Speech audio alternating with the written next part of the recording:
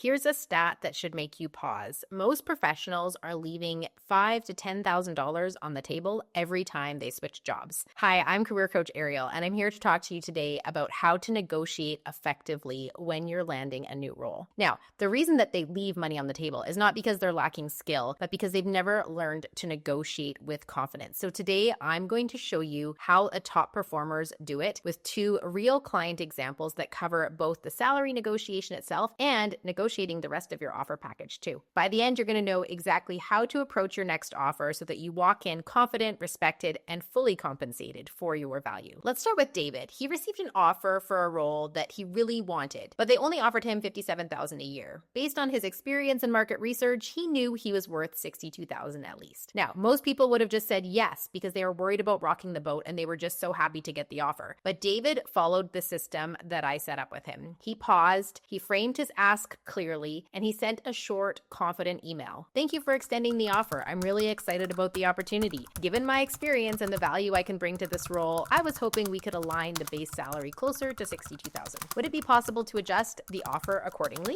Guess what? 2 days later, the recruiter replied, "We reviewed internally and we can confirm the base at $62,000. Just like that, a $5,000 raise from one calm data-backed email. Notice what David did right. He framed the conversation positively. He reinforced his value and he used market data to back up his ask. He stayed professional, clear, and approachable. No awkward confrontation needed, no over-explaining, just clarity, confidence, and respectful communication. Now, let's talk about a second example. Jenna. She got an offer at exactly the salary she wanted. Now, most people would have signed immediately, but she took a closer look at the offer and noticed a few areas that didn't fully align with her experience and her expectations. It was less vacation days than she'd had in previous roles. There was some rigid clauses in the contract. There was some unclear time off policies. So instead of signing, she paused and we worked together to craft a strategic, appreciative email. Here's how she approached it. I truly appreciate the time and effort you and the team have put into this process, and I'm excited about the opportunity and would love to confirm a few final details. Then she clearly outlined. She adjusted her start date to better align with her transition timeline. She clarified pre-booked time off and whether it would be paid or unpaid, and she checked on flexibility on vacation days to match her previous employment contract. She also asked them to remove non-essential requests like religious holidays because she didn't actually need that in the contract, and to focus on what mattered most to her. The result? The company responded positively. They made several adjustments, and she started the job with even stronger credibility and confidence, and a contract that she was pleased with. This is a perfect example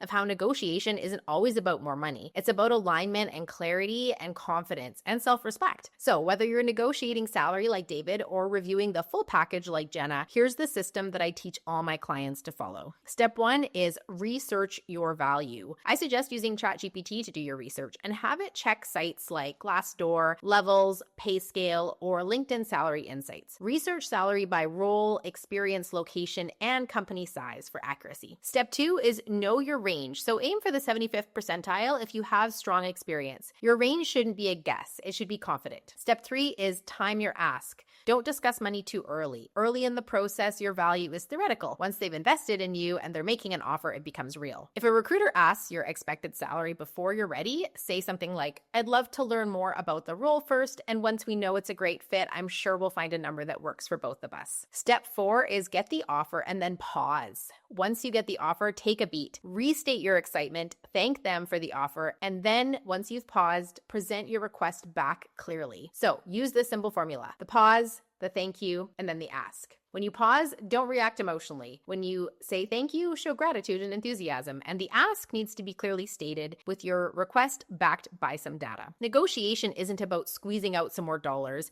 It's about standing confidently in your worth and your value. David negotiated value. He got the salary he deserved. And Jenna negotiated her alignment, making sure that the total package matched her needs and experience. Both of them walked away with confidence, their self-respect, and the right outcome for them and their job search. So before your next offer, do your homework, practice your script or rehearse your email, and go get what you're worth because no one's going to hand it to you. If you want more guidance on negotiating your next offer, schedule a call on my website and follow me on LinkedIn or YouTube for practical strategies to land and love your ideal work.